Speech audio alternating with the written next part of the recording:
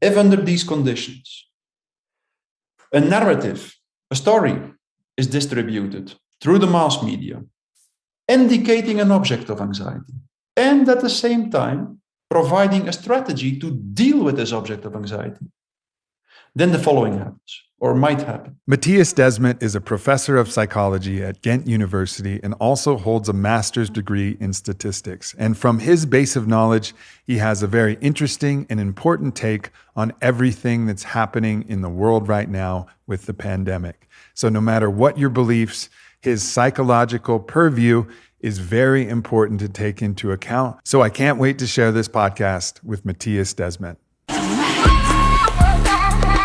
The truth is that we're all the master, we're all the healer, we're all the mystic.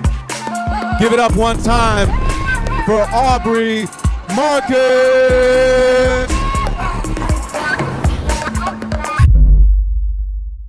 Matthias, thanks for coming on the show. You're welcome.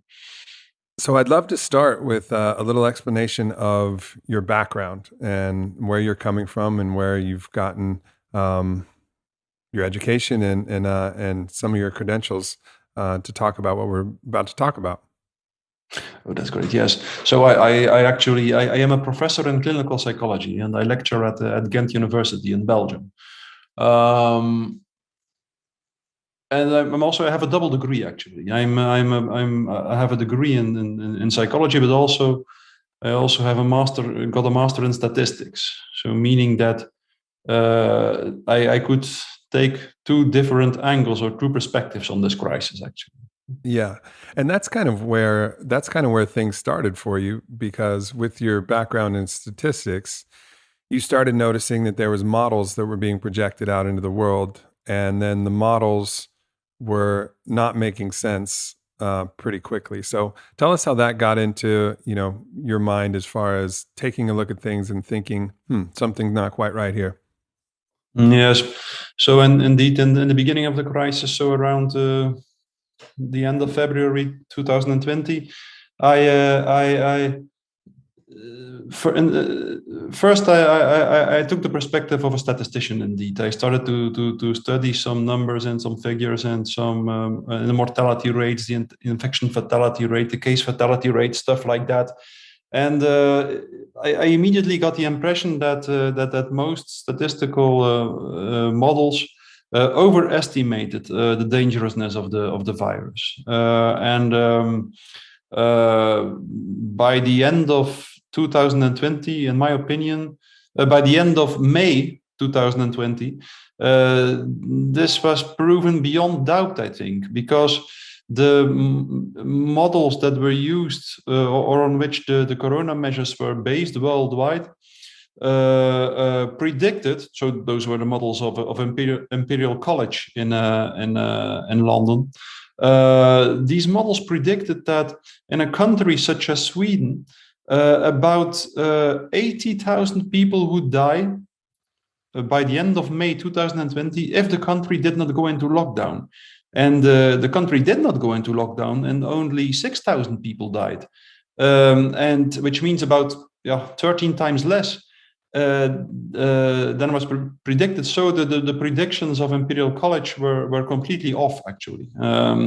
The strangest thing was for me that at that moment, like the corona measures or the people in charge always claimed that they relied on mathematical modeling and on science, actually. But when it was proven beyond doubt that the initial models were completely wrong, the measures continued, the corona measures continued as if nothing was wrong, as if the models were right. So that was for me, that was a strong sign that there were things going on at a psychological level that were really powerful. Besides other things, of course, like something that also struck me in the beginning of the crisis was that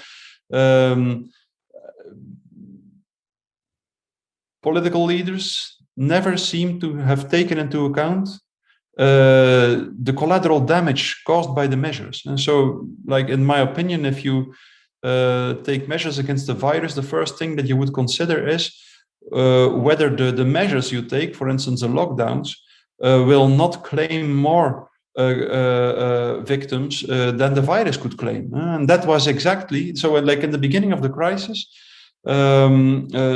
institutions such as the United Nations warned us immediately that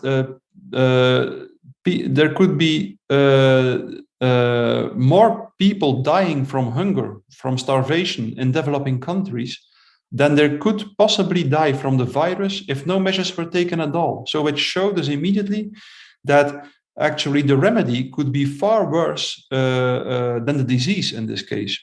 And also that in one way or another, nobody seemed really able to take into account both the victims that could be claimed by the virus on the one hand, and the collateral damage caused by the corona measures. Never during this crisis we saw one mathematical model that calculated both the number of victims that could die from the virus and the collateral damage of the measures. Never.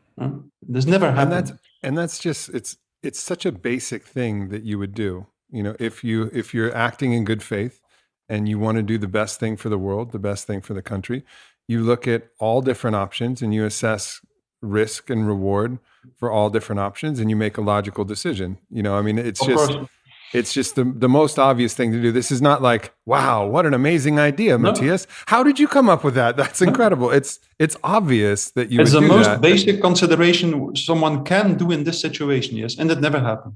So it in one way or another, it showed how that the attention of the entire world was so narrow, that it was so focused so much on one risk or one danger, the coronavirus itself, that to me it seemed as if I should from then on, from the end of May 2020, I really switched perspectives. I really had a feeling that I should try to understand what was happening at the psychological level, what made that the attention of people was so narrowly focused on the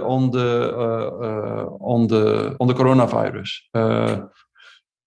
This was something that was very difficult for me, and you know, this is a very complex situation, and it's hard to know what exactly the right thing to do is. But the fact that people weren't considering all of these other tangential and secondary effects of all of the measures being taken, and not only that, but the opportunity cost of the money that was being spent to support the lockdowns and the closing of businesses. I mean, the U.S. alone has produced trillions of dollars of excess capital.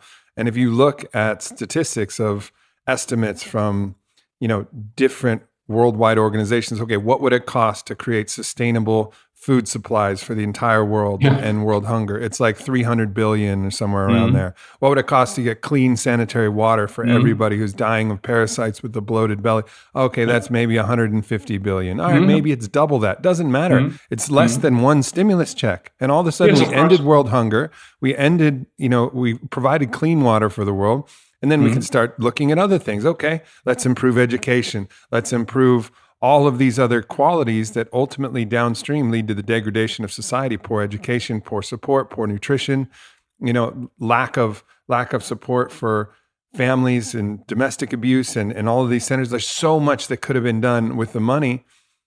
So there's like not only the direct cost, which is the suicidality that goes from lack of meaning and lack of purpose, from people taking their jobs, and the increase in alcohol sales, which are through the roof, and increase in domestic violence and all of these other different things, and the people who are being starved. But then there's opportunity cost, and that wasn't in a model either. So like no one was deciding like, okay, maybe this is the right thing, and I'm still open to that. But you have to show me. You have to show me that this is the right thing compared to all of the other things that we could do. I mean, I was the CEO of a big company. It's basic. You know, like here we got this opportunity. It's going to cost this. This is where it's going to go. You just figure it all out. Of course, and you make the best choice. And maybe you're wrong, but at least you've considered it. Of course, yes, and that was what didn't happen, and what was really striking. And then like, you know, I started to really think about what psychological dynamic or processes could be responsible for this lack of openness of mind in a situation. And it took me several months, actually, it took me until August 2020 to really, in my opinion, hit the nail and to suddenly see that what we were dealing with was a large-scale phenomenon of mass formation, of what is called mass formation. And looking backward, it seems really surprising to me that it took me so long, because I had been lecturing for 3 or 4 years about this psychological process, which showed actually that also I, as a psychologist, was very much under the spell of this process, or at least that also for me, it was really difficult to see what was going on. And I believe that's the same for my colleagues in psychology. Most of them are really not aware of what is going on at this moment. I mean, 99%. Yeah. So I want to really get into this, into mass formation and understand it. Is it possible that, just like you know, first of all, I want to make it so that it doesn't seem like we're saying this is some conspiracy and it has to be that. It seems like it's possible that even the politicians themselves, even the policymakers themselves, everybody was falling victim to this kind of mass psychosis that was happening in mass formation. You know, this was just a psychological process that was universal, that doesn't necessitate some evil intent or some, you know, powerful cabal that's trying to do something to harm people. It's just a psychological process that's difficult to resist unless you become aware of it. Yes, it's a psychological process that is for 95% an unconscious process, both at the level of the masses and at the level of the leaders of the masses. So that's one very important thing, that the leaders of the masses usually are also grasped in the process of mass formation. But maybe we should go into detail a little bit and tell how it emerges in a society, the process of mass formation. Is that okay? Please. So like mass formation is a specific kind of group formation, and it emerges in a society when very specific conditions are met. And the most central of these conditions, the most important of these conditions, is that there should be a lot of people who experience a lack of social bond, a lot of people who feel socially isolated. And then the second condition immediately follows. Let me stop you there, because I have some statistics. So lack of social bond. We're talking about ripe conditions for this psychological phenomenon called mass formation, which is a kind of group hypnosis. Yes. So number one, lack of social bond. This is a condition that's important. Here's some statistics. According to the national survey published in the American Sociological Review, 25% of people reported that they didn't have a single close friend, not one. Right? Yeah. That's a crazy thing. 1 out of 4 people didn't have a single close friend. And then the 75 million adults aged 18 to 27, comprising the millennials and Generation Z, were lonelier than any other U.S. demographic, which is wild to think. We think of like older generations being lonely, but it was actually the younger generations reporting even more loneliness. Some psychologists say it's a social media paradox. People are interacting online with their avatars, which isn't their true self. So they're not creating the intimacy of vulnerability that comes from shared experience. So as far as condition number one for mass formation, it's inarguable that we are suffering a crisis of lack of community and lack of social bond. Yes. We do. Yes. And from this first condition follows the second one, which means that a lot of people experience life as meaningless or senseless. And for instance, think about the phenomenon of the bullshit jobs. I don't know if you're familiar with this phenomenon. Professor Graeber in Great Britain wrote a book about it, which was titled "Bullshit Jobs." And he describes how research shows that when you ask people whether they think their job is meaningful, 50% of the people answers not at all. 50% feels that their job is not meaningful at all, that it doesn't mean anything to anyone. So it's also a very nice example, I think, of how much. It's a very strong condition. I have another study that I was able to find. It's a Gallup poll from 2012, polled people in 142 countries. 63% of respondents admitted to being so disengaged at work that they were sleepwalking through their workday, putting time but not passion into their work. 63% of people, right? Yeah. So, okay, condition number two. Condition Yes. number two, we've established that there's a lack of social bond, there's a lack of meaning and purpose in what people Absolutely. are doing. Yeah.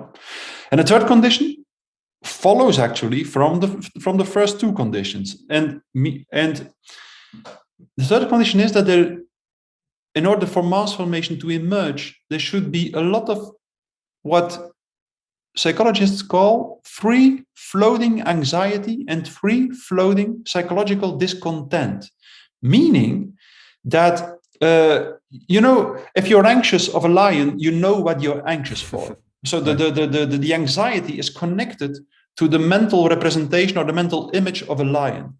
But if people feel socially isolated, and if they feel that their life has no meaning, then they are confronted with a kind of anxiety that is free floating. That means that it is not connected to a mental representation, and with a lot of psychological discontent that is not connected with a mental representation. And also at that level, we see very striking things, namely that, for instance, in a country such as Belgium, each year, 300 million doses of antidepressants are used in a population of about 11 million. And then we are talking only about antidepressants. There are also antipsychotics and sleeping pills and all this Anti-anxiety stuff. medications, yep. Yeah. So, and then the fourth condition is that there should be And a let lot me of... just give one more study. So the World Health Organization says that 1 in 5 people are actually have anxiety disorders. So they actually not only have anxiety, but they qualify as having anxiety disorders, which is over 300 million people. And that's something that's, in the manual, like an anxiety, just not just like a little bit of anxiety, which a lot of us have. Yes. Like 1 in 5 people have anxiety disorders. So this free floating anxiety is also incredibly pervasive. Well, yes, of course it is. Yes. Yes, and then the fourth condition is that there should be a lot of free floating frustration and aggression, meaning like people should feel, and that actually follows from the other conditions as well. So the people should feel frustrated and feeling aggressive without also really knowing what the cause of their frustration and aggression is. So if these four conditions are fulfilled in society, then the population is in a mental state in which something very specific can happen. Meaning that if under these conditions a narrative, a story is distributed through the mass media, indicating an object of anxiety, and at the same time providing a strategy to deal with this object of anxiety, then the following happens, or might happen. All the free-floating anxiety, which is extremely painful because it always threatens to turn into panic. So all this free-floating anxiety is connected to the object of anxiety indicated in the narrative, and there is a huge willingness to participate in the strategy to deal with this object of anxiety, because in this way people feel that they can control their anxiety and their psychological discontent better. So all this anxiety connects to this object of anxiety, and there is a huge willingness to participate in the strategy, and that leads up to something very specific. People suddenly feel connected again in a heroic struggle with the object of anxiety. So a new kind of solidarity, a new kind of social bond, and a new kind of meaning-making, sense-making emerges in society. And that's the reason why people follow the narrative, why people buy into the narrative, and why they are willing to participate in the strategy, even if it is utterly absurd. Because the reason why they follow it has nothing to do with the fact that it is correct or accurate or scientific, Not at all. The reason why they buy into the narrative is because it leads to this new social bond, this new solidarity. People are social beings, and being socially isolated is really painful. And through the process of mass formation, they switch from the very negative state of social isolation to the opposite state of maximal connectedness, of the maximal connectedness that exists in a crowd or a mass. And that in itself leads up to a kind of mental intoxication, which is the real reason why people stick to the narrative, why people are willing to go along with the narrative, even as we said, if it is utterly wrong, and even more important, even if they lose everything that is important to them personally. Because it's mass formation is a kind of hypnosis. And just like in hypnosis, the attention is focused on this very small part of reality that is indicated by the story. And just like in hypnosis, people are not aware of everything that happens mentally outside of this small focus of attention. That's something very striking. Like in hypnosis, what you see is that a simple hypnotic procedure is sufficient to focus the attention of someone so much on one aspect of reality that the person will never feel that someone cuts into his flesh. It's a procedure that is used in some hospitals when someone is allergical to a chemical anesthesia. Sometimes a simple hypnotic procedure is used, which focuses the attention on a positive thing, and then the surgeon can cut straight through the breastbone. The patient will not feel it. So that's exactly what happens in mass formation. The attention is focused on the virus, for instance, in this case, and then people are not aware that they lose their psychological health or their physical health, or that they lose their wealth, their material well-being, and so on. That's one of the most problematic aspects of the phenomenon of mass formation. And it can be productive, right? Like the human beings don't develop things that are entirely unproductive. Those things typically get weeded out. So you take a look at like Sebastian Junger's work in his book Tribe, and he talks about how in interviewing and surveying the people who survived the Blitzkrieg in London, where bombs were falling, from Nazi bombs were falling, and the air raid sirens were going off, they report that was the happiest time of their life. They were happiest when the bombs were falling. Can you imagine the atrocity of bombs falling, people dying, exploding things happening, but they felt such a deep social bond, and all of their focus of attention was on the Nazis, on the bombs. It brought everybody together. No one was lonely. Actually, the mental hospitals, they all emptied out to a certain degree. Like everybody was like, oh, we have a deep meaning. We have a clear purpose. We're all in this together. And they felt better than they ever have. And it allowed them to make it through a very challenging situation. So in a situation like that, it's a very healthy process that can happen. Yes, it is. For the same reason, people do not commit suicide under very severe conditions. For instance, in the concentration camps and the Gulag, people did not commit suicide, and it was because there was a clear external danger they were focused on, and which made their psychological system very coherently focused on one point.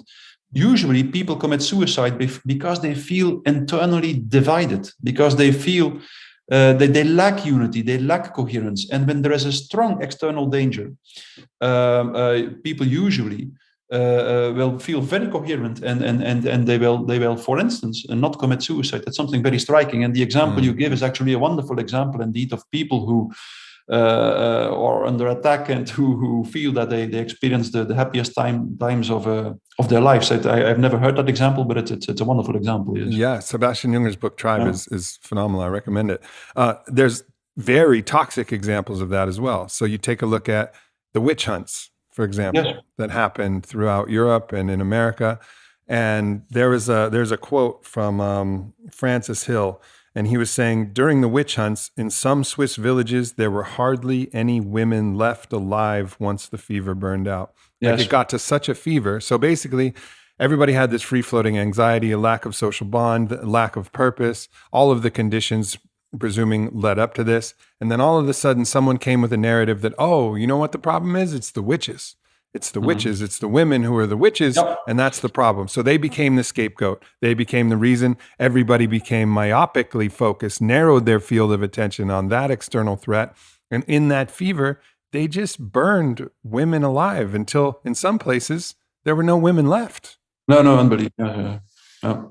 Yes. So it's something very important, I think, is that for one reason or another, which can be explained. I'm writing a book in which I go into detail about this, but I don't think we can do it now because it would lead us too far. But for one reason or another, the process of mass formation become stronger throughout the 19th century.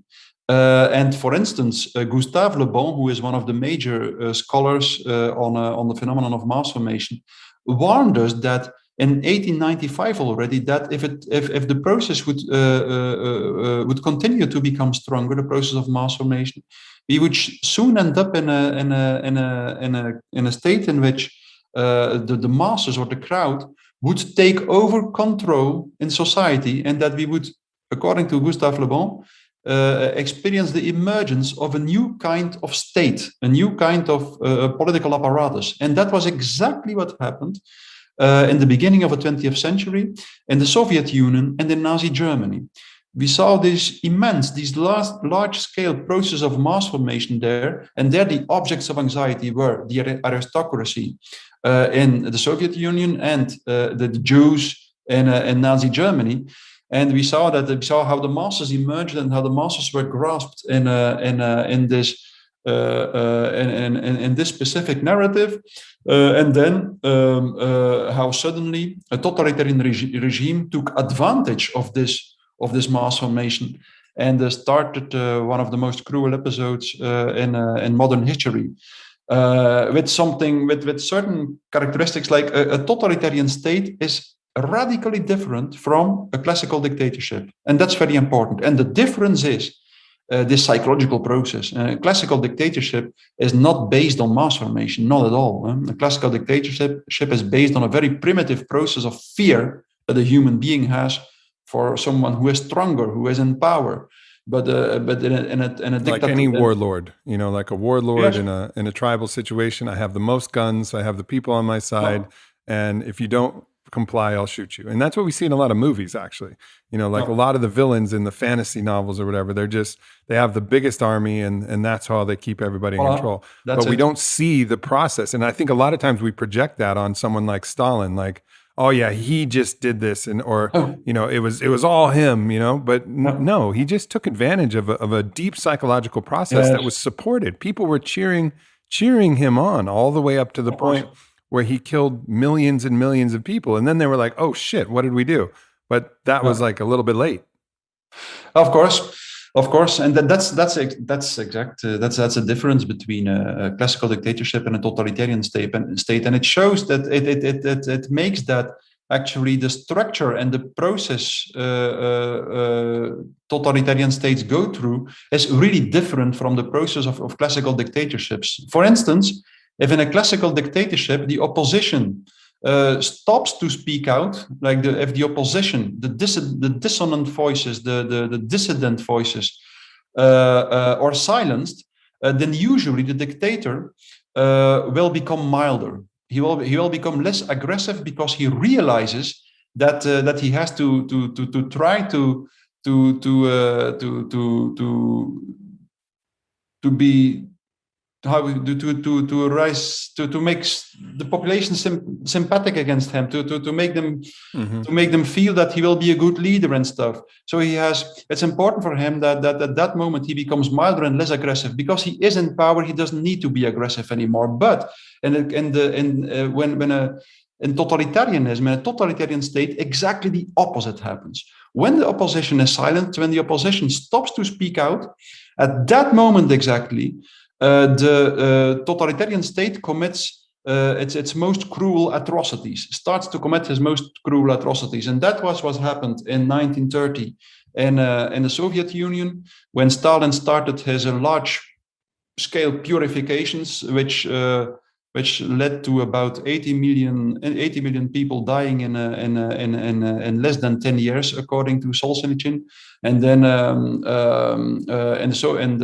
in Nazi Germany, the same happened in around 1935. The opposition was silenced, and then the real problem started in the totalitarian state. So totalitarianism is something really different from classical dictatorships, and it's the process of mass formation that is important there. The process of mass formation, which became increasingly strong throughout the 19th century and throughout the 20th century. Like the witch hunts you refer to, very important. These witch hunts indeed were perfect examples of mass formation, but they didn't last too long, and they were very Because people ran out of women. Yes, yes. But that's something that often happens. Like the larger the population, the worse the processes of mass formation are, and for the reason you mentioned, because mass formation needs always new victims. Mass formation arises around an object of anxiety, and that object always has to be destroyed. And so, if the population is too small, the mass formation will take less long than in a large population, and that was exactly the reason, according to Hannah Arendt, a Jewish German philosopher, why totalitarian states, the totalitarianism was only successful or emerged only in countries with a very large population, such as the Soviet Union. So what? Let me get this. I don't understand Soviet history that well, but I think initially the scapegoat was the wealthy, right? It was like the wealthy bourgeoisie and that they were the ones that were destroying the country. Yeah. But ultimately, somehow Stalin then switched, because he ran out of those. There's not that many wealthy people, right? Yes. So he ran out of killing them and using them as a scapegoat. And then he switched it. He switched it to something else that gave him the reasoning to kill all of the 80 million people that he killed. Yes, indeed. He switched it to the kulaks, the farmers actually, and then to the goldsmiths, then to the Jews, then to the one group, the one group after the other, until finally he also killed 50% of his Communist Party members, who usually didn't do anything wrong or who were not disloyal to him, not at all. But he killed them. And the strangest thing about this was that these party members actually, in a very strange way, which was also very nicely described by George Orwell in Animal Farm, for instance, but also by Solzhenitsyn in the Gulag Archipelago, and Hannah Arendt also describes it. These party members who were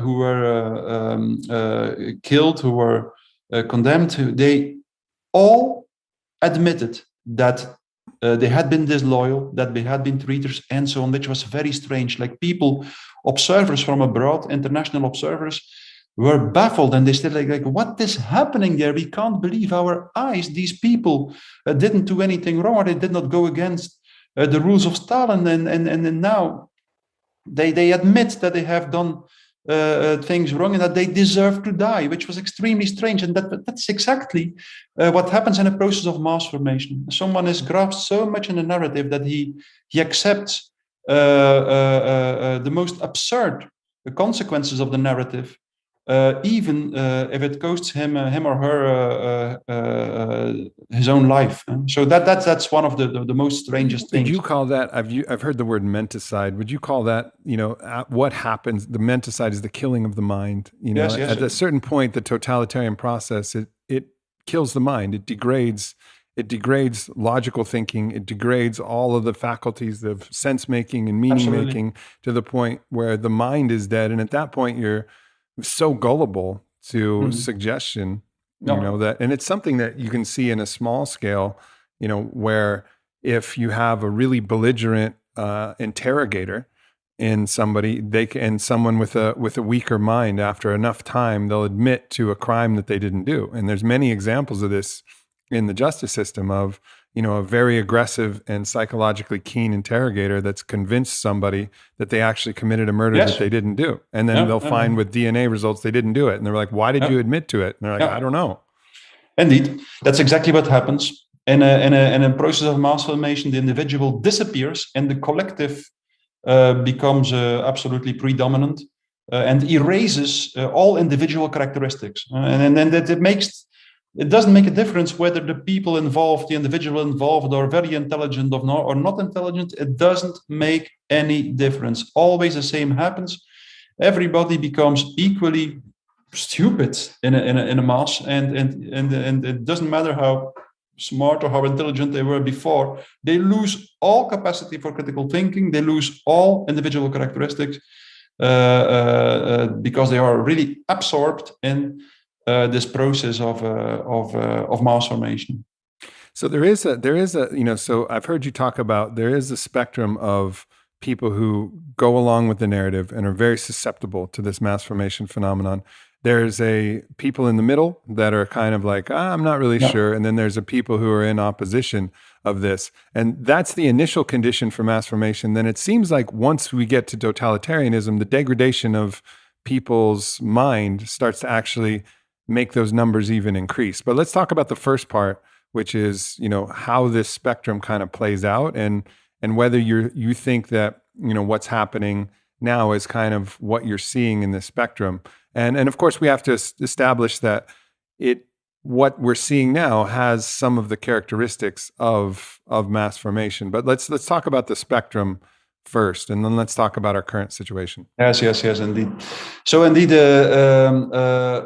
in a process, only usually when a process of mass formation emerges in a society or in a population, only 30% of the people is really hypnotized. So that's something very important, because it seems there are much more, but it's not the case. There is only 30% of the people who are really hypnotized. And then there is an additional 40% of the people who goes along with this first group because they never go against the current, and they feel that they don't want to go against the current, that it is too difficult and too dangerous to go against the crowd. So, and then there is an additional 20 or 30% or something who is not hypnotized and who wants to speak out, who wants to do something. And so, but it can be surprising, like even in totalitarian states such as Germany or the Soviet Union, usually not more than about 30% of the people is really totalitarian. And that's something that is observed time and time again. I don't know if you're familiar with experiments of Solomon Asch. Solomon Asch was a psychologist who did some experiments shortly after the Second World War, in which he showed to small groups of about 8 people on the one line who was about 30 centimeters long, and then 3 other lines. And the first of these 3 lines was about 10 centimeters long. The second was 120 centimeters long, and then the third one was about 60 centimeters long. So it was clear in one glance of an eye, it was clear that the third line was the line that was equally, that had the same length as the first one. And that was what Solomon Asch asked to these small groups of participants, 8 participants. He asked, what do you think? Which lines have the same length? And the first 7, the first 7 of the participants actually were collaborators of Solomon Asch, and they were all instructed to give the wrong answer. They were all instructed to say that line 1 and that 2 lines were equally wrong, who were absolutely not equally long. So, and upon hearing that the first 7 participants all gave the wrong answer, of which a blind man could see that this was wrong, the 8th participant in 75% of the cases gave the same wrong answer. So it was really amazing to see. And there was when I studied that, and it's a really powerful video as well, and maybe we'll be able to edit that into this so people can see it. The psychologist and Solomon gave 2 hypotheses. One was that in some cases, people actually convinced themselves that they were wrong, that their eyes were deceiving them, and they were just wrong, and so they actually believed that they believed what everybody else was saying was true. And then another group was just so shy about saying something different from everybody else because they were so worried that the other people would, make them an outcast. So they were just going along with it, even though they knew they were wrong. They were giving the wrong answer. So there was 2 reasons why the participants were giving the wrong answer. Yes, indeed. So, and there were these 3 groups as well. The 3 groups, the first group who really believe or who are really hypnotized by the group and who are really convinced that the wrong answer was the right answer, and then the second group who knew that it was the wrong answer but who didn't dare to speak out, and then the third group who saw that who gave the right answer, who dared to speak out. So indeed, you see these 3 groups time and time again, and you see them in each process of mass formation. A group that is really hypnotized and in a totalitarian state who becomes really totalitarian, then a second group who just only goes along with the first group, and then a third group who does not want to buy into the story and who wants to speak out. So meaning that in this situation, if the people who want to speak out, the dissident voices, if in one way or another they could unify and form one group, then it's very probably the second group of about 40% of the people might switch direction and join them. And that would mean that the mass formation is over. Yes. So that's one of the solutions to the problem. If all the people who want to speak out and who want to go again, who are not hypnotized and who want to do something against the crowd or against the mainstream narrative, if they would unify and become one group, they would be powerful enough to change the direction of the middle group, which would mean that the majority of the people would go in a different direction than the people who are really hypnotized. One of the challenges now, let's bring this to the modern context, and we've explained the theory and the philosophy behind mass formation. What do you see in the current system that we're seeing? Who is becoming the scapegoats?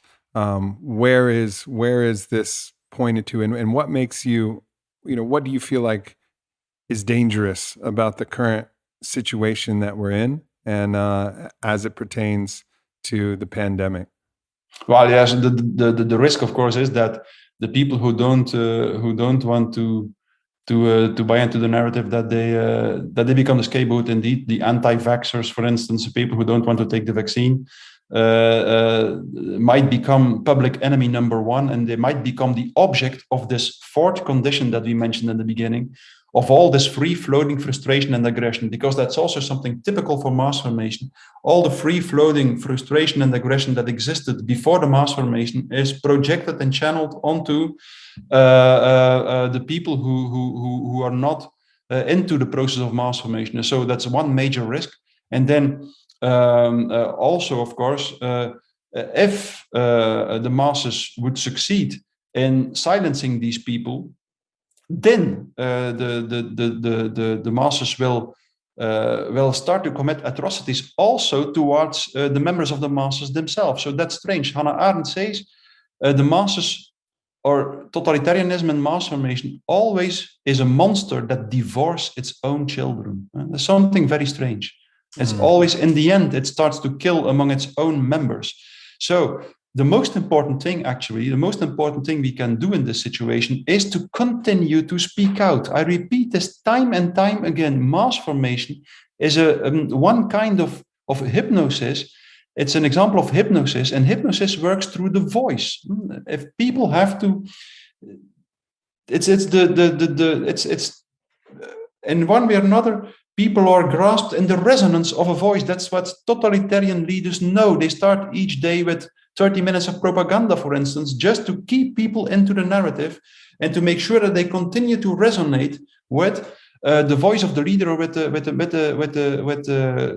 the narrative that led up to the mass formation. So, and the opposite is also true. Like if there are dissident voices, if there are dissonant voices that continue to speak out, then the hypnosis will become less deep. Gustave Le Bon in the 19th century said, usually dissonant voices will not have the power to wake up the masses, but they will make the hypnosis less deep, and they will prevent that the masses start to commit atrocities. So that's what we all have to realize. We all have to realize, in my opinion, that it is not an option to stop speaking. We should continue to speak out. Yeah. That's the most important thing we can do. So we see some conditions, when you talk about atrocities, people might think, all right, this will never happen. This will never exist. But all of this begins with some form of dehumanization and some form of really making some other the enemy, right? And we've already heard in the mainstream narrative, people who don't want to take the vaccine, it's become the pandemic of the vaccine. Yes. And then they're killers, they're domestic terrorists. That's actually a word that mainstream media has been using. And it seems like the advantage of the state in this case is that they control the mainstream narrative. There's a clip that I saw recently of dozens and dozens of newscasters from different Fox News and ABC and CBS and CNN. They were all reading the exact same script, right? So there's a centralization of the narrative, and the production of the narrative is centralized. Yes. Yeah, and then with that, then there's also the silencing of the contrary narrative, which is coming through social media, and people say, sure. "Oh, well, Instagram can censor whoever they want; it's a private company."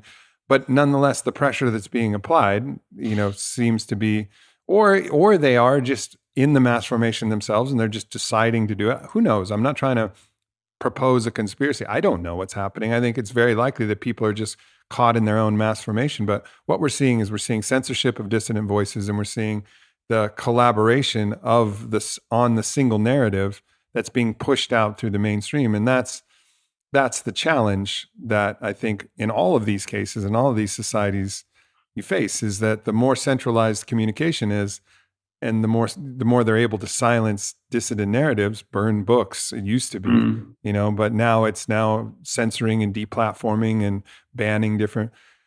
It starts to allow them to be able to be in easier control of the masses. And I think that's what we have to look at is, when doctors are being censored from giving their opinion, like why? When in history has that ever happened? That's not science. That's not the scientific method. You come up with a theory and you have a bunch of people challenge it. I mean, you're an academic, you propose a theory, you expect all of your colleagues to be like, Matthias, I don't agree with you. This is why. And you say, thank you. I appreciate your critique. Now let me explain why I'm right. But it's not really what we're seeing right now. So this is also leading to, an opinion that, all right, this is dangerous. These conditions are appearing like they're following a pattern, and it's a pattern that we've seen, and it's a pattern that leads to a disastrous, dystopian, catastrophic result in many other cases. I'm not saying that's where we're going necessarily, but there's indications that cause worry. Yeah, sure. Yes, and the large scale mass formation that we have seen from the 20th century on, it can never exist without mass media. So that's clear. You need mass media who distribute the same narrative time and time again to make this large scale and long term mass formation happen. And usually, I think it's a mixture, and it's for 90% an unconscious process, but there is also for 10% or maybe I say 10% now, could be more, could be less, but intentional manipulation of the masses that also happens. And usually, the people who do it are convinced that they will bring paradise to society, like Stalin was. He was convinced that his historical materialistic ideal society would be realized, and that in order to do that, it was justified to manipulate the population, to move them in the direction he wanted. And exactly the same was the case for Hitler, who felt that his race theory would turn society into a kind of a paradise, and that exactly for that reason it was justified to provoke some collateral damage. And I think it's the same now. Of course, there are some powerful institutions who have this ideal image of society and who want to use the crisis to move the society in the direction they think is optimal, and they use all their power that is at their means, I think, to make people go in a direction they want. That's true, but I think for 95%, what is happening is not a process of large-scale manipulation, but for 95%, we are in the process of large-scale unconscious mass formation, in which almost everybody is grasped. I think we shouldn't be naive. There has always been intentional manipulations. There are always institutions who want to benefit from all kinds of circumstances. All institutions have their own idea about how the future society should look like, and they always will use their power and to move in that direction. So that's definitely happening, but that doesn't take away, I think, that for 95%, it's a phenomenon of mass formation that happens. And so, for certain people, their fatal flaw is not that they hate the world or hate society. It's not the Batman villain Bane, that just wants to watch the world burn. They actually are more like the Bond villains that are like, or Thanos, for example. Yes, exactly. For an ordered universe, we need to kill we need to blink half of the people out of existence, and then the universe will be fine, and then I'll retire. The motivation was pure.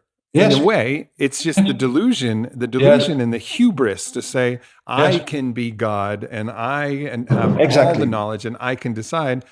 So it's very interesting because the actions themselves are evil, but the intentions are often not evil. So when we project these like demonic reptilian things upon them, it's not that. They're just they're just overconfident, and they just think they're doing something good, but they're actually not.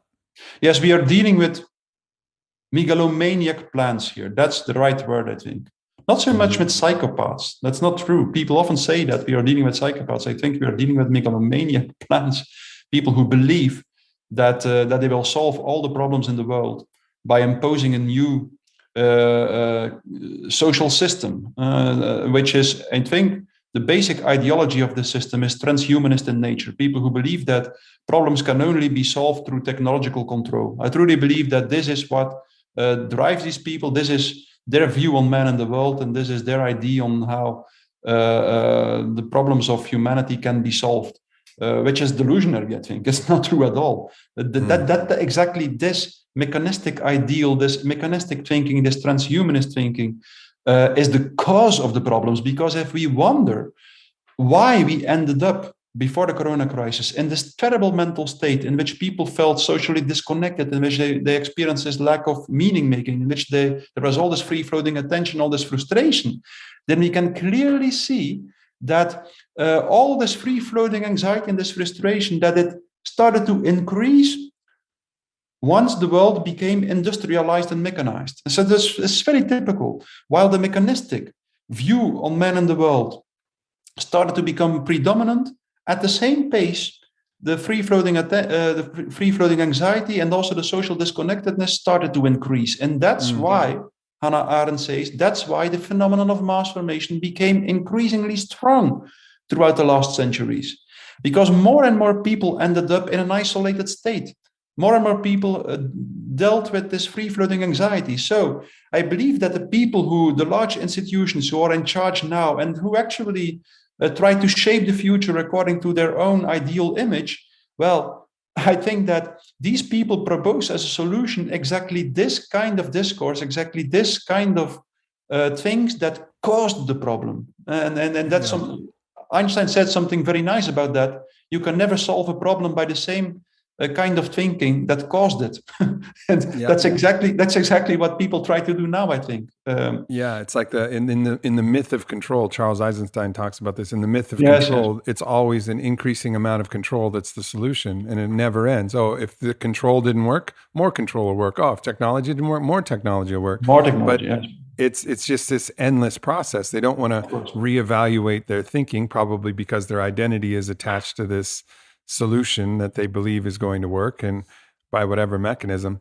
I want to switch gears here real quick and talk about, one of the things that I see happening is this is not just a singular narrative that's creating mass formation, because there's small pockets of mass formation that are existing as well. Because on the other side, in opposition to the mainstream pandemic narrative, there's a counter mass formation of people who are in this deep conspiracy, thinking that all liberals are evil. And so they're scapegoating liberals, or they're scapegoating certain politicians or Bill Gates or whoever becomes the object of the external threat that their free-floating anxiety, their anxiety is then attached to. So it's a very interesting time where, all right, we have one side where it's the dominant narrative that's causing a mass formation. And then on the other side, we have a counter mass formation, which is much smaller. Yes. But that's also not the right way, right? Like that's also a scary thing as well, because if that side wins, it's just going to be the same problem with a different scapegoat and a different victim of the atrocity. So that doesn't work. So what needs to emerge is a third way of just loving, compassionate, rational thinking. And that's really what I've been trying to dedicate my efforts toward, is like, it's not about picking sides here. It's about sense making in general and universal compassion. Yeah, I agree. On the other side, there is a very similar process in which people are confronted with a lot of anxiety because they feel threatened by the process of the mass formation. They also deal with a lot of free-floating anxiety, and they connect it to a different object, to the elite, to the Illuminati, or a small elite that would threaten them. They dehumanize this small group of people. So they have a different enemy, while the masses have as an enemy the people who refuse to conform with the masses. The other side also creates an enemy, an object of anxiety, and in a similar way, they want to destroy this enemy. They believe that if we destroy the elite, the problem will be solved, which of course is not true. No. Yeah, so it's dehumanization on both sides. One side, there's domestic terrorists. On the other side, there's reptilian elites and sheep. Yeah. I mean, talk about dehumanization. Like they're literally making them non-human, you know? And so we're dealing with this on both sides. And so fundamentally, like, neither way is going to work. No. And it's a very interesting predicament, because I was looking out at the world. I was like, I can't join that team, you know, because that team is following the same principles. They're on the same mechanism as the other team. And I certainly can't join that team. So what's the third team? And that's, you know, I came up with this sentiment, I call it united polarity, which is like taking both sides with absolute reverence and reminding people that underneath all of the opinions and ideologies, there's a human, and it's a human that's scared. It's a human that's lonely. It's a human that wants the best for themselves and other people at the fundamental level. Let's remind ourselves of that. Let's actually, instead of dehumanizing, let's superhumanize them. Let's see ourselves in them. Let's see ourselves in every single other person, and unite the polarities, not by trying to change them, but saying, like, look, what is the common ground by which we all stand? And that's really, through this whole process, that's the only thing that's really made sense to me. And when I speak about it, it seems like people, maybe it's that group, that 40% in the middle, but that group in the middle is like, I like that. I can stand behind that. And so I'm hoping that, you know, in some small way, in whatever way I'm able to contribute, that can help become part of this, you know, part of this force that mitigates some of the damage of the mass formation leading to totalitarianism. Yes, I hope I am part of the same force. I really hope so. I believe you are. Yes, because I agree. There is a strong tendency to dehumanize on both sides. And that's exactly what we should avoid. We should try to identify with being someone who tries to speak as sincere as possible, and who gives everybody the right to speak out his own opinion. That's being human. What makes us human is that we have the right to speak in our own way, and then in the way we prefer. And that's if people could unify, if people could form a group because they all identify with this position, that would be the solution to the problem we are facing. Yes. Yeah. The one of the other things that, you know, is concerning. So when you look at some of the mechanism of totalitarianism, there's some thinkers who talk about and have analyzed that there's waves of terror, and this is how it kind of works. And the waves of terror, so something becomes really scary, there's a retraction where it's not so scary, and then something else really scary happens, and it's just kind of like battering down. Like, imagine a big log trying to batter down a door.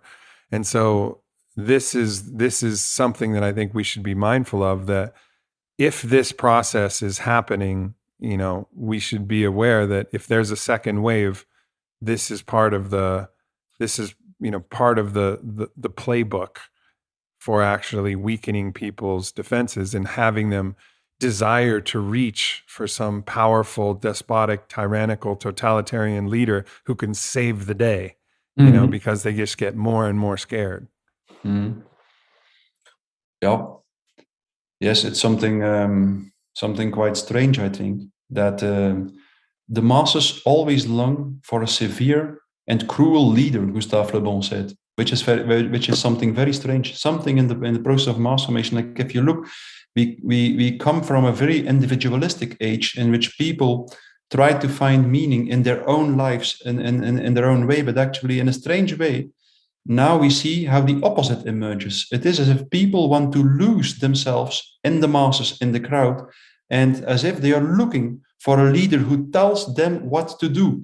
And that's one of the most specific aspects of mass formation, I think, that it makes people long for a harsh leader. And Gustave Le Bon describes this already. And if the leaders of the masses understand this, they understand that they can be as absurd as they want, that they can be as harsh as they want, that they can impose the most absurd limitations to individuals' lives. It will only make mass formation stronger, and it will only make the leaders more popular. Because it's like it's imposing sacrifice, Yes. which is a deep part of ritual. And I've heard you talk That's a about ritual, this, exactly. how the sacrifice itself, it's like Exactly. any initiation process. It's difficult. It's hard. Yes. We've had to do this together. We gave up Thanksgiving and we gave up Christmas and we never left our house and we put masks on our 3-year-old children and we sacrificed. And that Yes. ritual then actually increases this sense of social bond. Of course, exactly. You nail it down now, I think. That's exactly what happens. Like the corona measures, the lockdowns, the social distancing, the mask wearing, and so on actually have the function unconsciously of a ritual. A ritual meaning a kind of behavior that as the only function has to create a social bond. And the less practically meaningful such a behavior is, the better it serves its function as a ritual. The more absurd it is, the better it serves a function as a ritual, and the more sacrifices it demands, the better it functions as a ritual. Because in this way, the individual that sacrifices something shows that the collective, that the group, the cohesion among the group members, is more important than its individual, than what is important to the individual. So that's exactly how rituals function. Rituals have to be pragmatically meaningless, useless, and they have to demand sacrifices of the individual. And that's exactly what the corona measures do. They are absurd, without practical relevance, most of them, and then and also they imply huge losses for the individuals, which makes them very useful, very suitable as rituals for the new new cohesion, the new collective, the new solidarity. And, people who hear that, will vehemently deny that the rituals are meaningless. And of course I have enough epistemic humility to say like, all right, maybe there is some purpose to these rituals, but you also have to acknowledge the nature, the psychological nature. Like you have to look at both. Like even if there is meaning to these rituals of mask wearing, and even if there is meaning to the social isolation, you have to look at what it actually is happening psychologically as well. Just like we were mentioning before, you have to look at the damage of the virus, and you have to look at the social damage.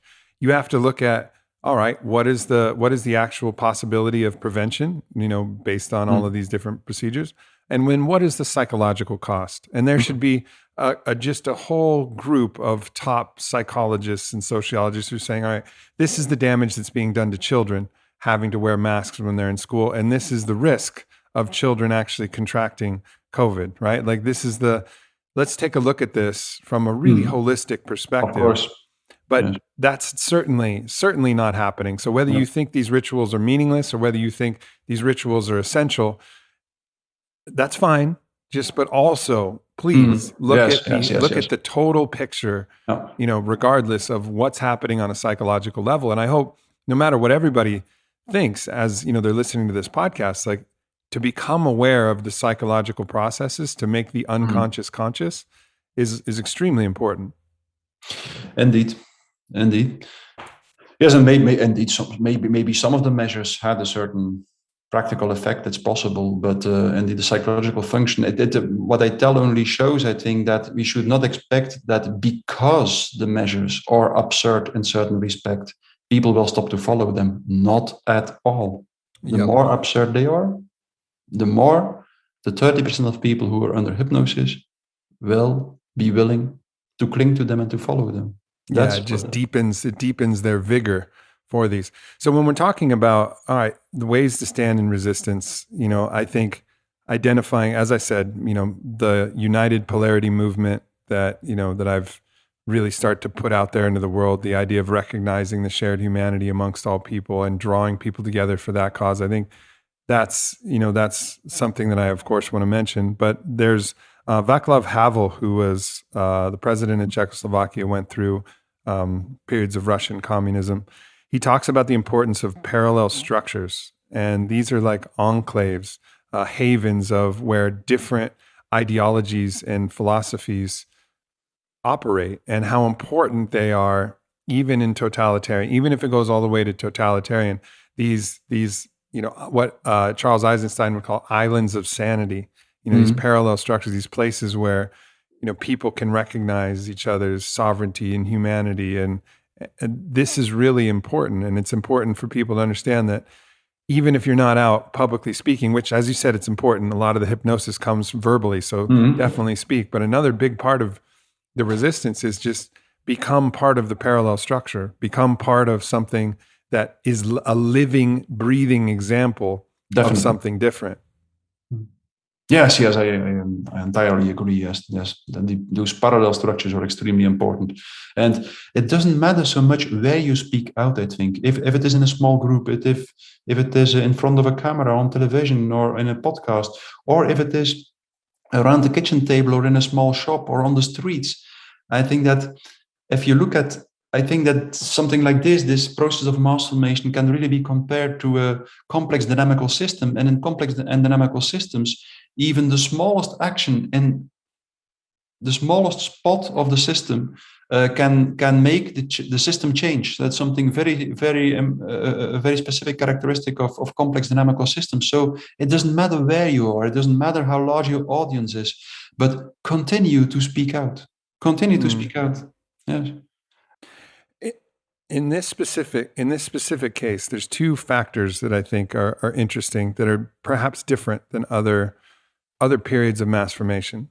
One is that social isolation has been part of the policy, which is removing people from other people. The other one is, if you're around people, you're wearing a mask, which is limiting the amount of nonverbal communication that you can have and the actual connection you have with people. This is either, you know, a happy accident to and an actual a logical way to stop the spread of disease, which certainly, you know, being around people less. I think COVID is a real virus, and not being around someone who has a virus is certainly helpful. The mask debate certainly has evidence on both sides. But in either case, these two conditions seem like they're actually exacerbating and actually creating more conditions where this mass formation is possible, because people are isolated, and because if they are around each other, they're literally masked. Do you see that as like something that's actually, you know, accelerating the process of mass formation? These two different things. You know, you can consider mass formation as a kind of a psychological symptom of a society, and as all symptoms do, they always create more of the conditions that make them emerge. So that's always, at the individual level, you see the same. Like if someone drinks too much alcohol, something in his system will change, which makes him even long more after alcohol. And that's exactly the same with all symptoms. Symptoms always recreate and reinforce the things they need to exist. And I think with mass formation is the same. Mass formation in one way or another will make that after a while people feel even more socially isolated. That was exactly what happened in Nazi Germany and in the Soviet Union as well. After a while, people didn't dare to come together anymore with more than 2 or 3 people because they were always scared of being accused that they were conspiring against the state. So, and in that way, they become even more socially isolated than they were in the beginning. And that in itself made them more susceptible, more vulnerable to mass formation. So the phenomenon of mass formation, indeed, in one way or another, makes that society ends up in a vicious spiral. It always goes down and it always goes down faster. And in the end, it always leads up to its own destruction. That's something very important. Totalitarianism, classical dictatorships can exist for thousands of years, such as in Egypt with the pharaohs, for instance, but totalitarian systems usually destroy themselves, and quite quickly, usually. And I think that this kind of totalitarianism we are in now, like Hannah Arendt warned us already in 1953, she said, we've seen the decline and fall of Nazism, and we see the decline of the Soviet Union, of Stalinism now. But she warned us that does not mean that the trend towards totalitarianism will stop. Very soon, she said, a new totalitarian state will emerge, and it will be a worldwide system, she said, and it will be a system that is no longer led by mob leaders such as Stalin and Hitler, but by dull technocrats and bureaucrats. And I think that's what, yes, I think that's what we are about to see now. And such as, just like the totalitarian systems of the first half of the 20th century, this system will destroy itself, and it probably will destroy itself much quicker than the systems of the 20th century. It will be more intrinsically self-destructive because totalitarianism and mass formation are always self-destructive. You can explain this very well from a psychological point of view, but it's quite complicated. But they are always self-destructive, and once you realize that, you know that the only thing you have to do is, in one way or another, you have to try to survive outside of the system in a parallel structure, and just wait until the system destroys itself.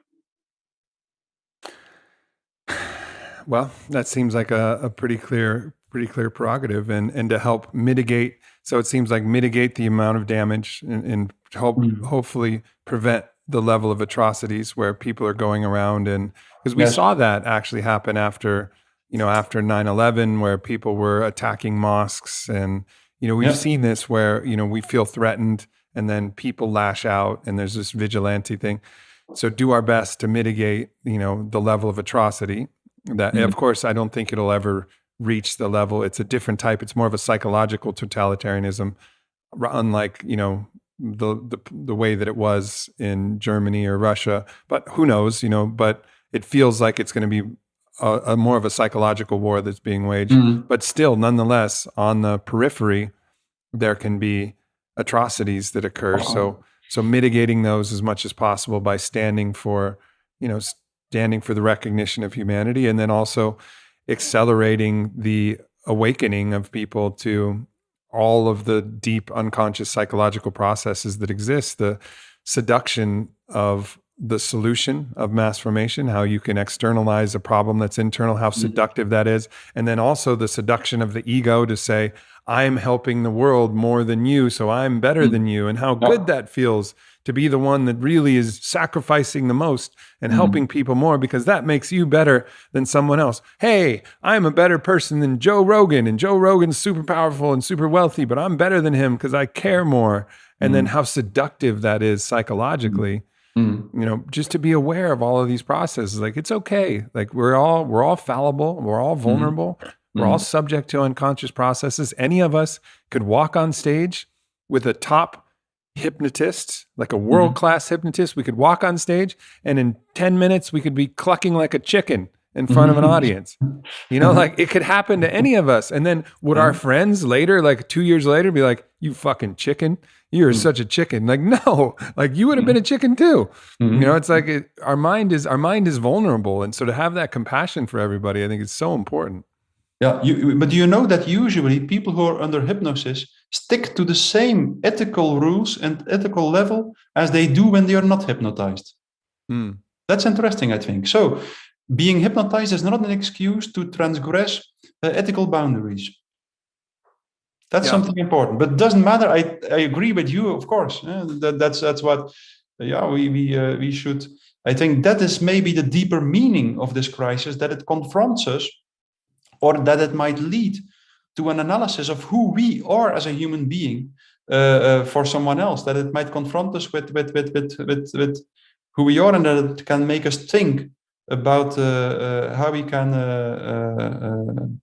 What the right thing to do is in this situation. It will, I don't know. I feel that in one way or another, this crisis pushes me and brings me closer to myself. And then by continuing to speak out, I learn to control my own anger, for instance, if people react aggressively towards me, and so on. I feel that in one way or another, this process leads to an intense questioning of who I am, and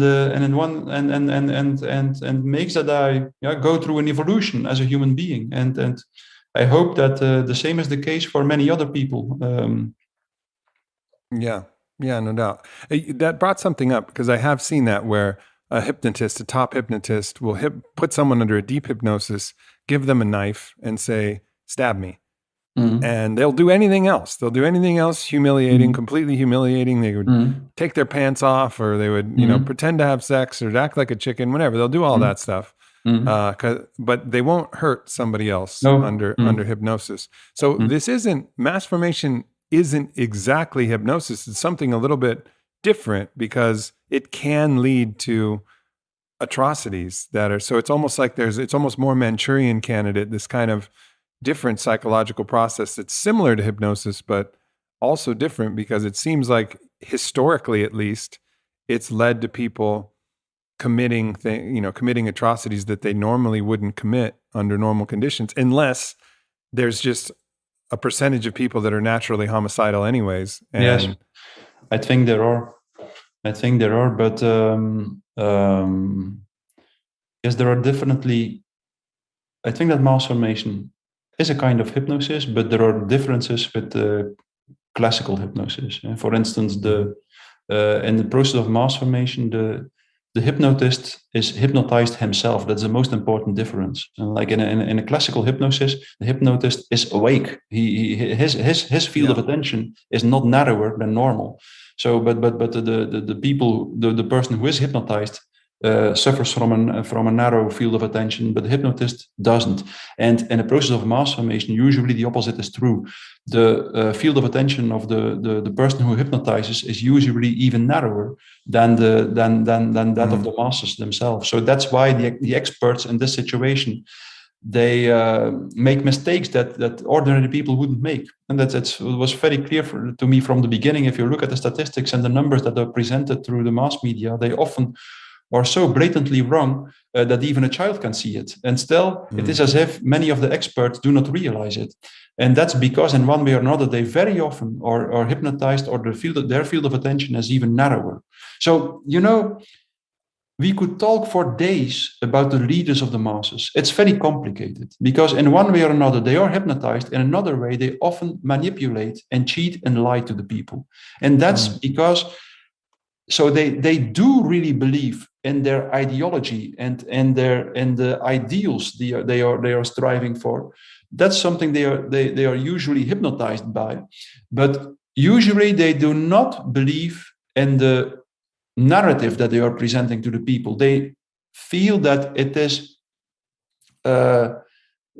justified to lie to the people and to manipulate them. So you have to make a distinction there. They are hypnotized in this sense, that they really believe in a megalomaniac way that their ideology will create a kind of a paradise for humanity. But that doesn't mean that they believe everything they are telling, because usually they know that they are manipulating the population. So it's double, I think.